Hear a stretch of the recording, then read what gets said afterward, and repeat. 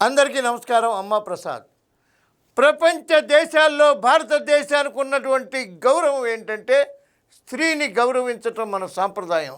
స్త్రీ బస్సుల్లో కానీ ట్రైన్లో కానీ ఎక్కడైనా స్త్రీ నిలబడి ఉంటే నమస్కారం పెట్టి కూర్చో అమ్మ అంటాం. స్త్రీమూర్తిని గౌరవించడమే మన సాంప్రదాయం.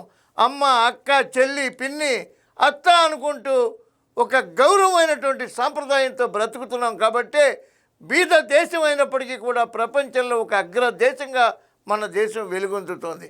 అట్లాంటి దేశంలో చీడ పురుగుల రాజకీయ నాయకులు ఆంధ్రప్రదేశ్లో తయారయ్యారు. ఒక్కసారి మన గౌరవ లోకేష్ గారి మాట వినండి. గౌరవ ముఖ్యమంత్రి గారు తల్లిని అవమానించాడు, అవునా కాదా? నేను స్ట్రైట్ గా మాట్లాడుతున్నా. వాళ్ళు వదిలిపెడతామా? అధ్యక్ష, మా సొంత కార్యకర్త భారతిరెడ్డి గారి గురించి మాట్లాడితే ఇమ్మీడియట్ గా మేము యాక్షన్ తీసుకున్నాం. జైలుకి వెళ్ళాడు అధ్యక్ష, రిమాండ్ మేము పంపించాం.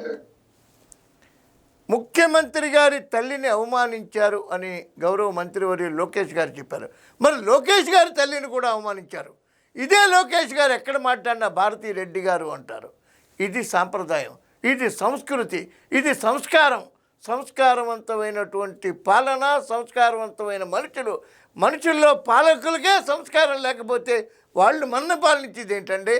ఒక సంస్కారవంతమైనటువంటి కుటుంబం నుంచి వచ్చినటువంటి చంద్రబాబు నాయుడు గారు అదే సంస్కారాన్ని పుణికిపుచ్చుకున్నటువంటి లోకేష్ గారు ఈ సంస్కారానికి ధన్యవాదాలు తెలియజేసి మరింతకాలం పదవిలో ఉండేలా చేసుకోవాల్సిన బాధ్యత మనందరిపైన ఉంది. జై తెలుగుదేశం.